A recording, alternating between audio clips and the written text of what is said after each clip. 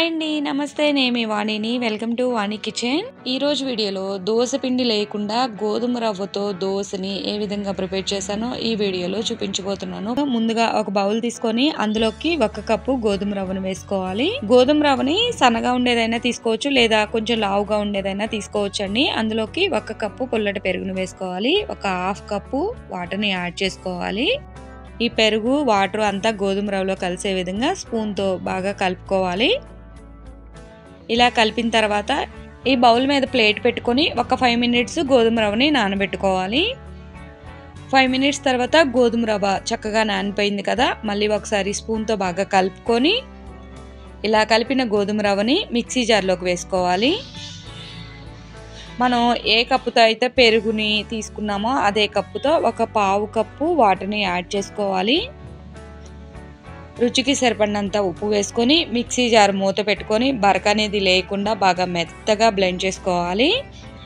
ఇలా బ్లెండ్ చేసుకున్న పిండిని ఒక బౌల్లోకి వేసుకోవాలి. ఇందులోకి ఒక 1/2 స్పూను సోడా ఉప్పును కూడా వేసుకొని బాగా కలుపుకోవాలి. మీరు సోడాకు బదులుగా ఈనో అయినా వేసుకోవచ్చండి. ఇలా బాగా మిక్స్ చేసుకున్న తర్వాత ఇప్పుడు దోశలు వేయటం కోసం స్టవ్ మీద దోశ ప్యాన్ పెట్టుకొని ప్యాన్ బాగా హీట్ అయిన తర్వాత 2 గరిటెల పిండిని ప్యాన్ మీద వేసుకోవాలి. దోశని మరీ పాల్చగా కాకుండా కొంచెం మందంగా ఇలా వీడియోలో చూపించిన విధంగా వేసుకోవాలి. దోశ కొంచెం కాలాక పైన ఆయిల్ని వేసుకొని ఒకవైపు కాలాక ఇంకొక వైపుకి టర్న్ చేసుకోవాలి. ఒక్కొక్కసారి ఇంట్లో దోశ పిండి ఉండదు కదా, అలాంటప్పుడు 10 నిమిషాల్లో ఈ గోధుమ రవ్వతో దోశని ప్రిపేర్ చేసుకోవచ్చండి. అంతే అండి, మిగిలిన పిండితో మనకి ఎన్ని కావాలంటే అన్ని దోశల్ని హ్యాపీగా ప్రిపేర్ చేసుకోవచ్చు. నేను తీసుకున్న 1 కప్పు గోధుమ రవ్వకి నాకు 7 దోశలు వచ్చాయండి. మీరు ఇంకా ఎక్కువ దోశల్ని ప్రిపేర్ చేసుకోవాలనుకుంటే క్వాంటిటీ డబల్ చేసుకొని తీసుకోండి. అంతే అండి, 10 నిమిషాల్లో చాలా ఈజీగా గోధుమ రవ్వతో దోశల్ని ప్రిపేర్ చేసాం కదా. తప్పకుండా మీరు కూడా ట్రై చేసి మీకు ఎలా వచ్చాయో కామెంట్ చేయడం మాత్రం అస్సలు మర్చిపోకండి. నేను ఇప్పుడు ఒక దోశని తుంచి చూపిస్తున్నా, చూసారా ఎంత స్పాంజీగా వచ్చాయో. ఈ దోశలు మనం పల్లీ చట్నీ కాంబినేషన్తో తిన్నామంటే చాలా బాగుంటాయండి. అటుకులతో ఈజీగా చేసుకునే పునుగుల రెసిపీని చూపించబోతున్నానండి. చాలా టేస్టీగా ఉంటాయి. కొన్ని టిప్స్ ఫాలో అయి చేస్తే ఆయిల్ కూడా పీల్చవండి. ఇంకా లేట్ చేయకుండా ఈ సింపుల్ ప్రాసెస్ అటుకుల పునుగుల్ని ఏ విధంగా ప్రిపేర్ చేయాలో ఈ వీడియోలోకి వెళ్ళి చూసేద్దాం. ముందుగా ఒక బౌల్ తీసుకొని అందులోకి 1 కప్పు అటుకులను వేసుకోవాలి. ఈ అటుకుల్ని ఒక 2 నుంచి 3 సార్లు శుభ్రంగా వాష్ చేసుకోవాలి. ఇలా వాష్ చేసుకున్న తర్వాత ఈ అటుకుల్ని మిక్సీ జార్లోకి వేసుకోవాలి. మనం ఈ అటుకుల్ని నానబెట్టుకోవాల్సిన అవసరం ఏమీ లేదండి. ఒక 3 సార్లు వాష్ చేసుకునే లోపలనే చక్కగా నానిపోతాయి. ఇలా అటుకులు మొత్తాన్ని మిక్సీ జార్లోకి వేసుకున్న తర్వాత మనం ఏ కప్పుతో అయితే అటుకులను తీసుకున్నామో అదే కప్పుతో 1 కప్పు మైదా పిండిని వేసుకోవాలండి. మీరు మైదా పిండికి బదులు గోధుమ పిండి వేసుకొనైనా ఈ పునుగుల్ని ప్రిపేర్ చేసుకోవచ్చు. నెక్స్ట్ అదే కప్పుతో 1 కప్పు పుల్లటి పెరుగుని వేసుకోవాలి. ఒకవేళ పెరుగు లేకపోతే మజ్జిగ వేసుకొనైనా చేసుకోవచ్చండి, కానీ మజ్జిగ అయితే మాత్రం ఒక 1/2 కప్పే సరిపోతాయి. మిక్సీ జార్ మూత పెట్టుకొని మరీ మెత్తగా కాకుండా కొంచెం బరగ్గా గ్రైండ్ చేసుకోవాలి. ఇలా గ్రైండ్ చేసుకున్న తర్వాత చూపిస్తున్నా చూసారా, పిండి అయితే ఈ విధంగా ఉండాలండి. అటుకులు మరీ మెత్తగా గ్రైండ్ చేసుకోకూడదు, ఈ విధంగా ఉంటే సరిపోతుంది. ఇలా గ్రైండ్ చేసుకున్న పిండిని ఒక బౌల్లోకి వేసుకోవాలి. మనకి పిండి కన్సిస్టెన్సీ చూసారా, ఇంతకన్నా లూజ్ ఉంటే మాత్రం ఆయిల్ ఎక్కువ పీల్చేస్తాయండి. ఇంతకన్నా పిండి లూజ్గా ఉంటే ఇంకొక 2 నుంచి 3 టేబుల్ స్పూన్ వరకు మైదా పిండిని కూడా ఇందులోకి యాడ్ చేసుకొని కలుపుకోండి. ఇలా పిండి మొత్తాన్ని బౌల్లోకి వేసుకున్న తర్వాత ఈ పిండిని ఒక 5 నిమిషాలు ఇలా బాగా కలుపుకోవాలి. ఇలా పిండిని బాగా కలుపుకోవడం వల్ల మనం పిండిని నానబెట్టకపోయినా కానీ పునుగులు చాలా క్రిస్పీగా టేస్టీగా ఉంటాయి. నెక్స్ట్ సన్నగా తరిగిన ఆనియన్స్, ఒక 2-3 పచ్చిమిర్చిని చిన్నగా కట్ చేసుకొని వేసుకోవాలి. సన్నగా కట్ చేసుకున్న కరివేపాకు, 1 స్పూన్ జీలకర్ర, రుచికి సరిపడినంత ఉప్పు వేసుకొని ఇది మొత్తం ఆనియన్, పచ్చిమిర్చి, కరివేపాకు, జీలకర్ర అంతా పిండిలో కలిసే విధంగా చేత్తోనే బాగా కలుపుకోవాలి. ఇలా కలిపిన తర్వాత ఇందులోకి 1 చిటికెడు సోడా ఉప్పుని వేసుకోవాలండి. మరీ ఎక్కువ వేసుకోవద్దండి, సోడా ఉప్పు కూడా కొంచెం వేసుకుంటే సరిపోతుంది. ఈ సోడా ఉప్పు మొత్తం పిండిలో కలిసే విధంగా చేత్తో బాగా కలుపుకోవాలి. ఇలా కలిపిన పిండితో మనం వెంటనే పునుగులు వేసుకోవచ్చండి. ఈ పిండిని నానబెట్టాల్సిన అవసరం లేదు. ఆయిల్ బాగా హీట్ అయిన తర్వాత మంటని మీడియం ఫ్లేమ్కి టర్న్ చేసుకొని ఒకదాని తర్వాత ఒకటి ఈ పునుగుల్ని ఆయిల్లో పట్టేంత వరకు వేసుకోవాలి. ఆయిల్లోకి వేయగానే పునుగు వెంటనే పైకి తేలుతుందండి. మనం మంటని హై ఫ్లేమ్లో పెట్టుకొని కనుక ఈ పునుగులను ప్రిపేర్ చేసుకున్నట్టయితే పునుగులు చూడటానికి పైకి ఫ్రై అవుతాయి, కానీ లోపల అయితే కొంచెం పిండిగా ఉంటాయండి. అందుకోసం మనం మంటని మీడియం ఫ్లేమ్లో పెట్టుకొని కుక్ చేసుకోవటం వల్ల పర్ఫెక్ట్గా కుక్ అవుతాయి. పునుగులు మనం ఆయిల్లోకి వేయగానే వెంటనే గరిటెతో కదపకూడదండి. పునుగు కొంచెం కాలాక మనం గరిటెతో అటు ఇటు తిప్పుకుంటూ 2 వైపులా ఈవెన్‌గా మంచి గోల్డెన్ కలర్ వచ్చేంత వరకు కలుపుకుంటూ ఫ్రై చేసుకోవాలి. మార్నింగ్ బ్రేక్‌ఫాస్ట్‌లోకైనా లేదా ఈవినింగ్ స్నాక్స్ లాగైనా అప్పటికప్పుడు చాలా ఈజీగా 1 కప్పు అటుకులు ఉంటే చాలండి. ఈజీగా ఈ పునుగులను ప్రిపేర్ చేసుకోవచ్చు. అండ్ టేస్ట్ కూడా చాలా అంటే చాలా బావుంటాయి. ఇలా మంచి గోల్డెన్ కలర్ వచ్చాక ఈ పునుగుల్ని పక్కకి తీసేసుకొని నెక్స్ట్ బ్యాచ్ కింద మిగిలిన పిండితో పునుగుల్ని ఇదే విధంగా ప్రిపేర్ చేసుకొని ఒక ప్లేట్‌లోకి తీసుకొని వేడివేడిగా పల్లీ చట్నీ కాంబినేషన్‌తో తిన్నామంటే చాలా అంటే చాలా టేస్టీగా ఉంటాయండి. చూస్తుంటేనే ఈ పునుగుల్ని ఎప్పుడెప్పుడు చేయాలి అనిపిస్తుంది కదా! ఇంక లేట్ చేయకుండా తప్పకుండా ట్రై చేయండి. చాలా అంటే చాలా టేస్టీగా ఉంటాయి. చిన్న చిన్న టిప్స్ ఫాలో చేయండి. మనం పిండి కలిపేటప్పుడు మాత్రం పిండి లూజ్‌గా ఉంటే ఆయిల్ ఎక్కువ పీల్చేస్తాయని గుర్తుపెట్టుకోండి. సొరకాయ, బియ్యం పిండి కలిపి నేను ఒక హెల్తీ బ్రేక్‌ఫాస్ట్ రెసిపీని చూపించబోతున్నాను. తక్కువ ఆయిల్‌తో చాలా అంటే చాలా టేస్టీగా ఉంటుందండి. ఇది మనం మార్నింగ్ బ్రేక్‌ఫాస్ట్‌గా అయినా లేదా ఈవినింగ్ స్నాక్‌గా అయినా ప్రిపేర్ చేసుకోవచ్చు. ముందుగా సొరకాయని తీసుకొని ఒక సగానికి కట్ చేసుకోవాలి. నేను ఫుల్ సొరకాయ ఎక్కువ అవుతుందని చెప్పి సగానికి కట్ చేసుకొని పైన మొత్తం పీల్ తీసేసుకొని ఇలా ముక్కలుగా కట్ చేసుకోవాలి.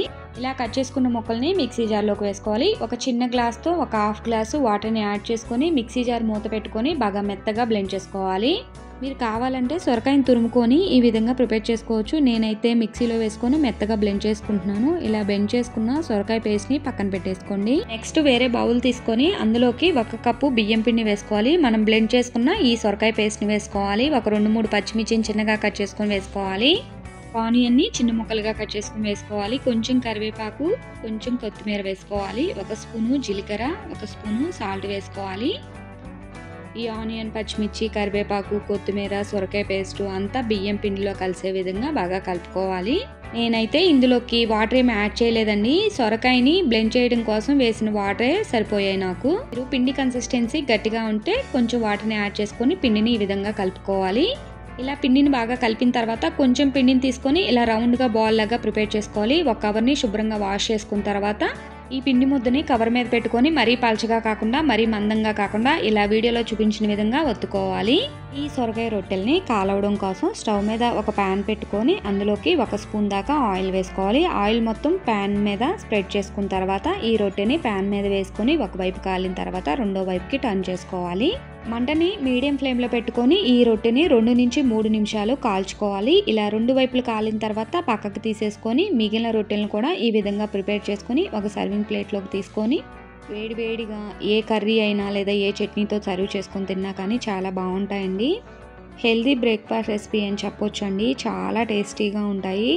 పిల్లల నుంచి పెద్దల వరకు చాలా హెల్తీగా అండ్ టేస్టీగా తినే స్నాక్ రెసిపీ అని చెప్పొచ్చండి. చాలా అంటే చాలా టేస్టీగా ఉంటుంది. తప్పకుండా ట్రై చేసి మీకు ఎలా వచ్చిందో కామెంట్ చేయడం మాత్రం అస్సలు మర్చిపోకండి. మనం ఇడ్లీని ప్రిపేర్ చేయాలి అంటే కనుక చాలా ప్రాసెస్ ఉంటుంది కదా. అలా కాకుండా 10 నిమిషాల్లో ఈ ఇడ్లీని ప్రిపేర్ చేసుకోవచ్చండి. ముందుగా ఓట్స్ ఇడ్లీని ప్రిపేర్ చేయడం కోసం స్టవ్ మీద ఒక ప్యాన్ పెట్టుకొని అందులోకి 1 కప్పు ఓట్స్ని వేసుకొని మంటని లో ఫ్లేమ్లో పెట్టుకొని ఈ ఓట్స్ని కలుపుకుంటూ ఫ్రై చేసుకోవాలండి. ఈ ఓట్స్ కలుపుకుంటూనే ఉండాలి, లేకుంటే ఊరికే మాడిపోతాయి. ఇలా ఒక 5 మినిట్స్ ఫ్రై చేసుకున్న తర్వాత గ్యాస్ టర్న్ ఆఫ్ చేసుకొని ఇలా ఫ్రై చేసుకున్న ఓట్స్ని ఒక మిక్సీ జార్లోకి వేసుకోవాలి. ఈ మిక్సీ జార్ని పక్కన పెట్టేసుకోండి. ఇప్పుడు మనం అదే ప్యాన్లోకి 1 కప్పు ఓట్స్కి 1/2 కప్పు సూజీ రవ్వను వేసుకోవాలి. అదే అండి ఉప్మా రవ్వను వేసుకొని ఈ ఉప్మా రవ్వను కూడా 1 నిమిషం కలుపుకుంటూ ఫ్రై చేసుకోవాలి. ఇలా ఫ్రై చేసుకున్న సూజీ రవ్వని ఒక బౌల్లోకి వేసుకొని పక్కన పెట్టేసుకోండి. ఇప్పుడు మనం ముందుగా ఫ్రై చేసుకున్న ఈ ఓట్స్ని కొంచెం బరగ్గా గ్రైండ్ చేసుకోవాలండి. మరి మెత్తని పౌడర్లా కాకుండా ఇలా వీడియోలో చూపించిన విధంగా ఇలా కొంచెం బరగ్గా గ్రైండ్ చేసుకుంటే సరిపోతుంది. ఇలా గ్రైండ్ చేసుకున్న ఓట్స్ పౌడర్ని మనం ముందుగానే వేయించి పెట్టుకున్నాం కదా సూజీ రవ్వలోకి వేసుకోవాలి. 1 కప్పు ఓట్స్కి 1/2 కప్పు సూజీ రవ్వ వేసుకోవాలి. 1 కప్పు పుల్లటి పెరుగు, ఒక 2-3 క్యారెట్లని ఇలా తురుముకొని వేసుకోవాలి. కొంచెం కొత్తిమీరని వేసుకోవాలి. ఒక చిన్న అల్లం ముక్కను తీసుకొని ఇలా చిన్నగా కట్ చేసుకొని వేసుకోవాలి. ఒక 2-3 పచ్చిమిర్చిని చిన్నగా కట్ చేసుకొని వేసుకొని రుచికి సరిపడినంత ఉప్పు వేసుకొని ఇది మొత్తం కలిసే విధంగా గరిటెతో బాగా కలుపుకోవాలి. ఇలా కలిపిన తర్వాత ఇందులోకి కొంచెం వాటర్ని యాడ్ చేసుకుంటూ మనం ఇడ్లీ పిండిని ఏ విధంగా అయితే ప్రిపేర్ చేసుకుంటామో సేమ్ అదే విధంగా అదే కన్సిస్టెన్సీతో పిండిని ఈ విధంగా కలుపుకోవాలి. ఇందులోకి 1/2 స్పూను సోడా ఉప్పును కూడా వేసుకోవాలండి. ఇలా సోడా ఉప్పు వేసుకోవటం వల్ల ఇడ్లీలు స్పాంజీగా వస్తాయి. ఒక 10 నిమిషాలు ఇలా పక్కన పెట్టేసుకోండి. సోడా ఉప్పు అంతా కలిపిన తర్వాత ఒక 10 నిమిషాల తర్వాత ఈ పిండిని మళ్ళీ ఒకసారి బాగా కలుపుకోవాలి. మనకి పిండి కన్సిస్టెన్సీ కొంచెం గట్టిగా అనిపిస్తే వాటర్ని యాడ్ చేసుకొని పిండిని కలుపుకోండి. ఇలా కలిపిన తర్వాత ఇడ్లీ ప్లేట్లకి కొంచెం ఆయిల్ని అప్లై చేసుకొని ఈ ఇడ్లీ ప్లేట్లలోకి ఇడ్లీని వేసుకోవాలి. ఇడ్లీ పాత్ర తీసుకొని అందులోకి 1 గ్లాస్ వాటర్ని యాడ్ చేసుకొని మనం ఇడ్లీ ప్లేట్లని ఇడ్లీ పాత్రలోకి పెట్టుకోవాలి. స్టవ్ మీద మంటని మీడియం ఫ్లేమ్లో పెట్టుకొని ఈ ఇడ్లీని కుక్ చేసుకోవాలి. ఇడ్లీ ఒక 15 మినిట్స్లో కుక్ అవుతుందండి. ఇలా ఇడ్లీ కుక్ అయిందో లేదో ఒకసారి చెక్ చేసుకొని ఇడ్లీ కుక్ అయిపోతే మాత్రం గ్యాస్ టర్న్ ఆఫ్ చేసుకొని పక్కకు తీసేసుకోవాలి. ఒక 2 నిమిషాలు వేడి కొంచెం తగ్గిన తర్వాత ఈ ఇడ్లీ ప్లేట్లలో నుంచి ఇడ్లీని తీసేసుకొని వేడివేడిగా ఒక ప్లేట్లోకి వేసుకొని సర్వ్ చేసేసుకోవడమేనండి. చాలా ఈజీ, హెల్త్ కూడా చాలా మంచిదండి ఈ ఓట్స్ ఇడ్లీ. అప్పటికప్పుడు మనం చాలా ఈజీగా ప్రిపేర్ చేసుకోవచ్చు. తప్పకుండా మీరు కూడా ట్రై చేసి మీకు ఎలా కుదిరిందో కామెంట్ చేయడం మాత్రం అస్సలు మర్చిపోకండి. ఈ వీడియో మీకు నచ్చినట్టయితే ప్లీజ్ లైక్ చేయండి. మరిన్ని మంచి వీడియోల కోసం నా ఛానల్ని సబ్స్క్రైబ్ చేసుకోండి. Thank you for watching.